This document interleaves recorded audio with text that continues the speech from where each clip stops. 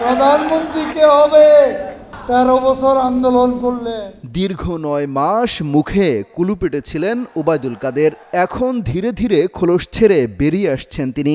শেখ হাসিনা এখনো কোনো গণমাধ্যমে কথা না বললেও প্রায় প্রতিনিয়ত গণমাধ্যমে হাজির হচ্ছেন আওয়ামী লীগের second in command Obaidul Quader. কিন্তু শত শত খুনের মামলা মাথায় নিয়ে শেখ হাসিনা কবে দেশে ফিরবেন, কবেই বা বিচার করবেন তাকে বিদায় করার পেছনের মাস্টারমাইন্ড যারা তাদের?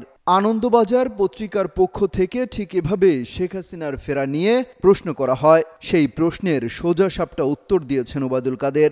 সবাইকে ধৈর্য ধরতে হবে।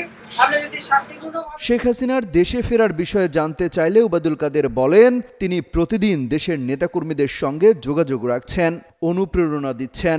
ঈদের দিন বিকেলে শেখ হাসিনার সঙ্গে কথা বলার কথাও জানান তিনি।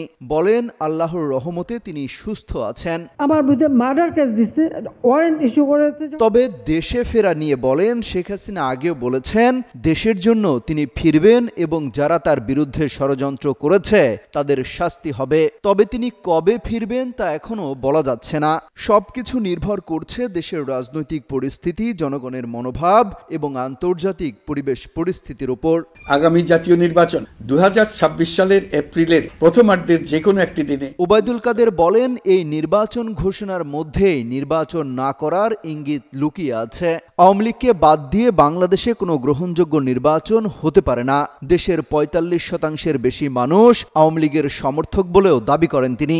বলেন, এত বড় জনগোষ্ঠীকে উপেক্ষা করে কোনো নির্বাচন সম্ভবই নয়। দেশের মানুষ ভালো থাকলে ওবায়দুল কাদের জানান, তাদের সংগঠনকে এখন আরও শক্তিশালী করাই সবচেয়ে জরুরি কাজ। বর্তমানে তাদের দল, অস্তিত্ব, আদর্শ, রাজনৈতিক ভিত্তি হুমকির মুখে বলে স্বীকার করেন তিনি। বলেন, এখন সংগঠনকে গোছানো হচ্ছে। আওয়ামী লীগ একটি গণভিত্তিক দল, তাদের শক্তির মূল উৎস জনগণ বলেও দাবি করেন তিনি।